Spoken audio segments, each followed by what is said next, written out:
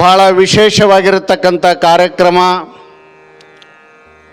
ಇಲ್ಲಿ ತಾಯಂದಿರು ಮಾತಾಡಿದರು, ಪೂಜ್ಯರು ಮಾತಾಡಿದರು, ಸಂತರು ಅಗಳೆ ಒಬ್ಬರು ಭಾಳ ಕುಣಿದಾಡಿ ಒಂದು ಪದ್ಯವನ್ನು ಹೇಳಿದರು. ಭಾಳ ಅದಕ್ಕೆ ಮನಮುಟ್ಟುವಂತೆ ಮಾತಾಡಿದಂಥ ಒಂದು ಮಾತು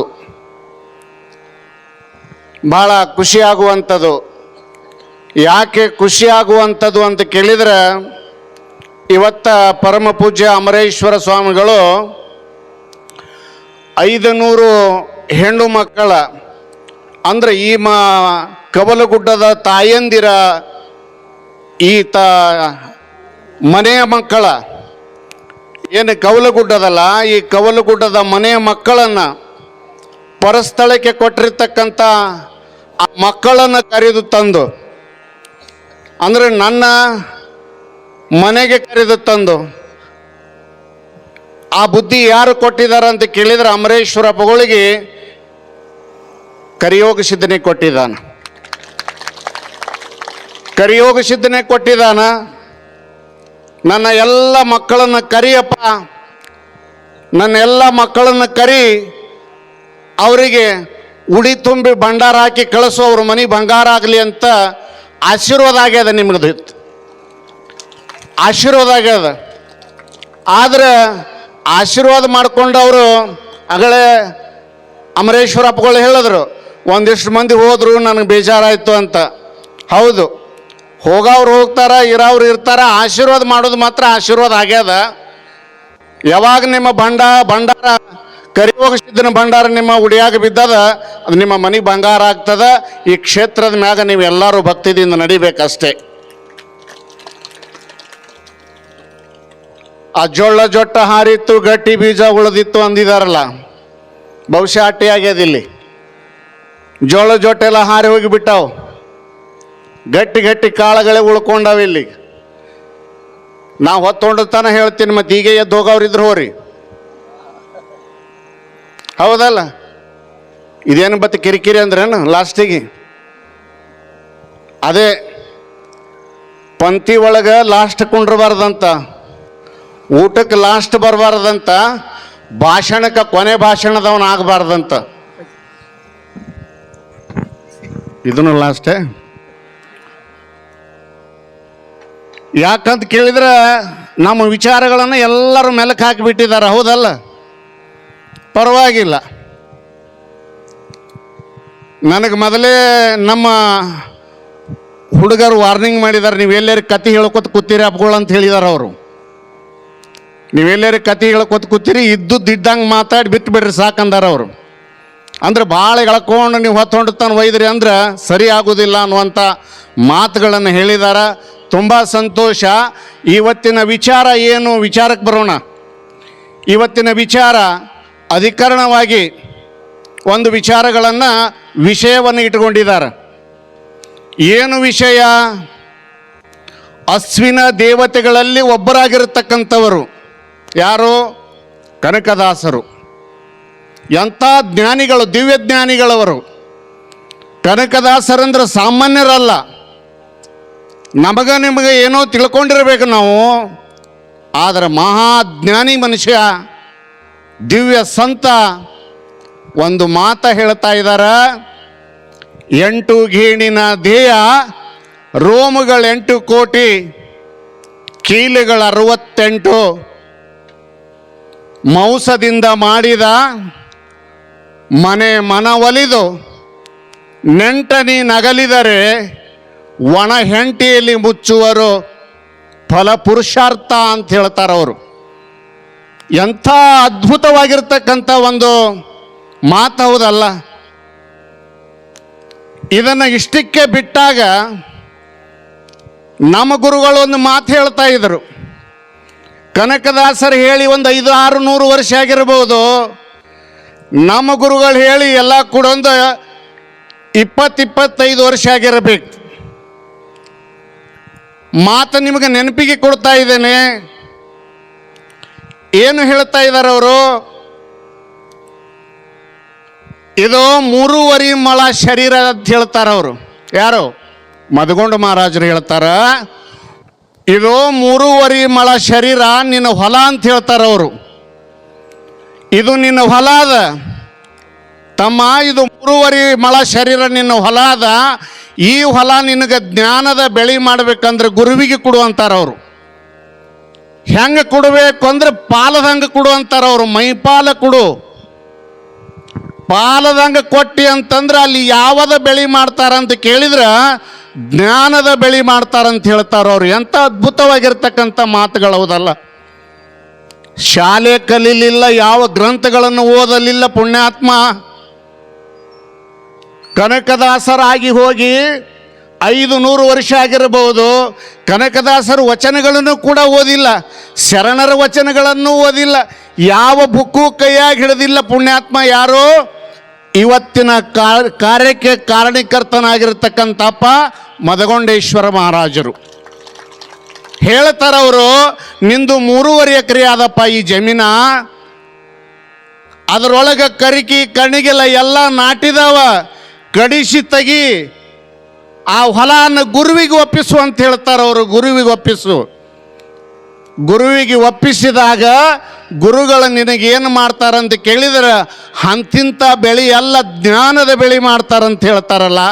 ಎಂಥ ಅದ್ಭುತವಾಗಿರ್ತಕ್ಕಂಥದ್ದು ಹೌದಲ್ಲ. ಅದೇ ಕನಕದಾಸರು ಕೂಡ ಹೇಳ್ತಾ ಇದ್ದಾರೆ. ಇದು 8 ಗೇಣಿನ ಧ್ಯೇಯ ಅಂತ ಅವ್ರು ಹೇಳ್ತಾರ. ಭಾಷ್ಯ ಬದಲಾದರೂ ಕೂಡ ಭಾವ ಒಂದೇ. 3.5 ಮೊಳ ಶರೀರ ಅಂತ ಇವ್ರು ಹೇಳಿದಾರ, 8 ಗೇಣಿನ ಧ್ಯೇಯ ಅಂತ ಅವ್ರು ಹೇಳಿದ್ದಾರೆ. ಹೌದಲ್ಲ. ರೋಮಗಳು 8 ಕೋಟಿ. ಹೌದು. ಕೀಲುಗಳು 68. ಏನು ನಮ್ಮ ಕೀಲುಗಳದಾವಲ್ಲ ಇವೆಲ್ಲ 68ಗಳಂತ. ಎಷ್ಟೊಂದು ವಿಜ್ಞಾನಿಗಳಿರಬೇಕು ಅವರು. ಮಾಂಸದಿಂದ ಮಾಡಿದ ಇದು ಏನದಲ್ಲ, ಮಾಂಸದಿಂದ ತಯಾರಾಗ್ಯದ. ಇದು ಏನೈತಲ್ಲ, ಇದು ಮಾಂಸಿನ ಶರೀರ. ಇದು ಮಾಂಸ ಪಿಂಡವಾಗಿರ್ತಕ್ಕಂಥದ್ದು ಈ ಶರೀರ. ಹೌದಲ್ಲ. ಇದು ಏನಾಗ್ತದ, ಸೊರಗುತ್ತದ, ಕರಗುತ್ತದ, ದಪ್ಪ ಆಗ್ತದ. ಎಷ್ಟು ತಿಪ್ಪಾಗಿ ಗೊಬ್ಬರ ಹಾಕ್ತೇವೋ ದಪ್ಪ ಆಗಿ ಬಿಡ್ತದ. ಎಷ್ಟು ಕಡಿಮೆ ಗೊಬ್ಬರ ಹಾಕ್ತೇವೋ ಅಷ್ಟು ತೆಳ್ಳಗಾಗಿ ಬಿಡ್ತದೆ. ಇದು ಮಾಂಸ. ಮಾಂಸದಿಂದ ಮಾಡಿದ ಮನೆ ನೋಡು. ಏನು ಮಾಡಿದೀನಿ ಅಂತ ಕೇಳಿದ್ರ, ನೀ ಮನೆ ಎಂಥದ್ದು ಕಟ್ಟಿದಿ ಅಂತಂದ್ರ ಮಾಂಸದಿಂದಲೇ ಮನೆ ಕಟ್ಟಿದಿ. ಆ ಮನ ಒಲಿದು ನೀನು ಅದರೊಳಗೆ ಅದಿ ಅಂತ ಹೇಳ್ತಾರ ಅವರು. ಯಾರು? ನೆಂಟನೆ ನೀನಗಲಿದರೆ. ಯಾರು ನೀನು ಇದ್ರೊಳಗೆ ಬಂದು ಕುತ್ಕೊಂಡಿದಿ ನೋಡು, ನೀನು ಅಗಲಿ ಹೋದಿ ಅಂತಂದ್ರೆ ಈ ಮಾಂಸದ ಮನೆಗೆ ಹೊಟ್ಟೆ ಕಿಮ್ಮತ್ತಿಲ್ಲ ಅಂತಾರವರು. ಅದಕ್ಕೆ ಶರಣರು ಹೇಳ್ತಾರೆ, ಬಸವಣ್ಣವ್ರು ಹೇಳ್ತಾರ, ವ್ಯಾಧನೊಂದು ಮಲವೋ ಹೊಡೆ ತಂದರೆ. ವ್ಯಾಧ ಅಂದ್ರೆ ಬ್ಯಾಟಿಗಾರ, ಬ್ಯಾಟಿ ಆಡ್ತಾರಲ್ಲ, ನಾಯಿ ತಗೊಂಡು ಹೋಗಿ ಬ್ಯಾಟಿ ಆಡೋದಿಲ್ಲ. ಆ ಬ್ಯಾಟಿಗಾರನೊಬ್ಬ ಬ್ಯಾಟಿ ಆಡಿ ಹೋಗಿ ಒಂದು ಮಲ ಹೊಡ್ಕೊಂಡು ತಂದು ಊರೊಳಗೆ ತಂದ ಅಂತಂದ್ರೆ ಅದನ್ನು ತಿನ್ನೋರು ಹೋಗಿ ಮುಂದೆ ಹೋಗಿ ನಿತ್ಯ ಏನು ಕೇಳ್ತಾರ, ಎಷ್ಟಕ್ಕೆ ಕೊಡ್ತೀಯ ಅಂತ ಕೇಳ್ತಾರವ್ರು. ಇದನ್ನ ಎಷ್ಟಕ್ಕೆ ಕೊಡ್ತೀಯಪ್ಪ, ಈ ಮಲ ನಮಗೆ ಬೇಕಾಗ್ಯದ, ಎಷ್ಟಕ್ಕೆ ಕೊಡ್ತೀಯ ಅಂತ ಕೇಳ್ತಾರ. ಅದೇ ಸಮಯದಲ್ಲಿ ನೆಲನಾಳುವನ ಹೆಣ ತಂದರೆ, ನೆಲನಾಳುವನ ಹೆಣ ಅಂತಂದ್ರೆ ಈ ಭೂಮಿಗೆ ಒಬ್ಬ ಒಡೆಯ ರಾಜ್ಯ, ಒಬ್ಬ ರಾಜ, ಈ ಪ್ರಾಂತಕ್ಕೆ ಒಬ್ಬ ರಾಜ ಇರ್ತಾನೆ, ದೊಡ್ಡ ರಾಜ ಇರ್ತಾನ. ಬೆಳಗಾವಿ ಜಿಲ್ಲೆಗೆ ಒಬ್ಬ ದೊಡ್ಡ ರಾಜ ಇರ್ತಾನೆ. ಆ ರಾಜನ ಹೆಣ ಅವ ಸತ್ತ ಕೂಡಲೇ ಅವನಿಗೆ ಹೆಣ ತಂದೇವಿ ಅಂತಂದ್ರೆ ಒಂದು ಅಡಿಕೆಗೆ ಕೊಂಬವರಿಲ್ಲ. ಯಾರು ಖರೀದಿ ಮಾಡ್ತಾರೇನು? ಯಾರು ಖರೀದಿ ಮಾಡ್ತಾರ? ಇಲ್ಲ ಭಾಳ ಶಾಣೆ ಇದ್ದಂತೆ ಖರೀದಿ ಮಾಡ್ತಾರೋ, ಇಲ್ಲ ಭಾಳ ಶ್ರೀಮಂತ ಇದ್ದಂತ ಖರೀದಿ ಮಾಡ್ತಾರೋ, ಇಲ್ಲ ಭಾಳ ಬೆಳ್ಳಿ ಬಂಗಾರ ಹಾಕ್ತೀರಂತೇಳಿ ಖರೀದಿ ಮಾಡ್ತಾರೋ? ಮಾಡೋದೇ ಇಲ್ಲ. ಯಾಕೆ ಮಾಡೋದಿಲ್ಲ ಅಂತ ಕೇಳಿದ್ರೆ, ಕೊಳಕವಾಗಿರ್ತಕ್ಕಂಥ ಈ ಶರೀರ, ದುರ್ಗಂಧವಾಗಿರ್ತಕ್ಕಂಥ ಈ ಶರೀರ, ಈ ಶರೀರದೊಳಗೆ ಒಬ್ಬ ನೆಂಟ ಅಂತ ಏನದನಲ್ಲ, ಆ ನೆಂಟ ಬಿಟ್ಟು ಹೋದ ಅಂತಂದ್ರೆ ಇವನಿಗೆ ಒಣ ಹೆಂಟಿಯಲ್ಲಿ ಮುಚ್ಚಿ ಬರ್ತಾರ, ಇಲ್ಲ ಅಗ್ನಿಗೆ ಸ್ಪರ್ಶ ಮಾಡ್ತಾರ, ಇಲ್ಲ ಒಯ್ದು ಮಣ್ಣು ಕೊಡ್ತಾರ, ಅಂದ್ರೆ ಒಣ ಹೆಂಟಿಯಲ್ಲೇ ಮುಚ್ತಾರ. ಇಷ್ಟೆಲ್ಲ ಇರುವಾಗ ಮನುಷ್ಯನಿಗೆ ಎಷ್ಟೊಂದು ಈ ನೆಂಟನ ಅಗಲುವಕ್ಕಿಂತ ಮೊದಲು ನೀನೇನಾದರೂ ಮಾಡು. ನೆಂಟನಗಲುವಕ್ಕಿಂತ ಮೊದಲು ನೀನೇನಾದರೂ ಮಾಡು. ಉಸಿರು ಹೋಯ್ತು ಅಂತಂದ್ರ ಇಲ್ಲ, ಹೌದಲ್ಲ, ನಿನ್ನ ಒಳಗಿನ ಉಸಿರ ಹೋಯ್ತು ಅಂತಂದ್ರೆ ಇದು ಡೆಡ್ ಬಾಡಿನೇ ಕೆಳಗೆ ಬಿತ್ತು, ಕೆಳಗೆ ಬಿದ್ದು ಬಿಡ್ತದ. ಒಂದು ಕಡೆ ಹೇಳ್ತಾರೆ, ಎಂಥ ಪೈಲ್ವಾನ್ ಅದಾನ, ಎಂಥ ಮನುಷ್ಯ ಅದಾನಂತಂದ್ರೂ ಕೂಡ ಹೆದರೋದಿಲ್ಲ ನಾವು. ಆದ್ರೆ ಸತ್ತ ಅಂತಂದ್ರೆ ಅವನ ಹತ್ರ ನಾವು ಇರೋದಿಲ್ಲ.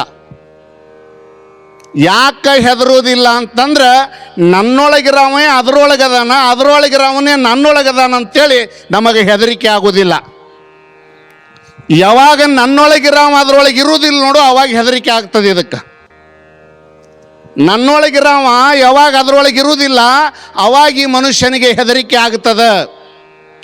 ಆ ಹೆದರಿಕೆ ಆಗುವಕ್ಕಿಂತ ಮೊದಲ, ಇದರೊಳಗಿನ ನೆಂಟ ಬಿಟ್ಟು ಹೋಗುವಕ್ಕಿಂತ ಮೊದಲು ನಾವು ಏನು ಮಾಡಬೇಕಾಗ್ಯದ ಅಂತ ಕೇಳಿದ್ರೆ ಈ ಸತ್ಸಂಗವನ್ನು ಮಾಡಬೇಕಾಗ್ಯದ. ಹೇಳಿದ್ರೆ ಪರಮ ಎಲ್ಲರೂ ಹೇಳಿದರು, ಏನು ಗಳಿಸ್ಬೇಕಾಗ್ಯದ ನಾವು? ಬರಾಗ ತಂದಿಲ್ಲ, ಹೋಗಾಗ. ಇದು ಕನ್ನಡ ಭಾಷೆ ಹೌದಲ್ಲ, ಅರ್ಥ ಆಗ್ತದಿಲ್ಲ. ನೀವು ಕಾಲು ಚಾಚ್ಕೊಂಡ್ರೆ ಕುಂಡ್ರಿ, ಹೆಂಗಾರೆ ಕುಂಡ್ರಿ, ನೀವು ನಾ ಮಾತ್ರ ಹೊತ್ತೊಂಡು ತನ ಬಿಡೋದಿಲ್ಲ. ಹೌದಾ?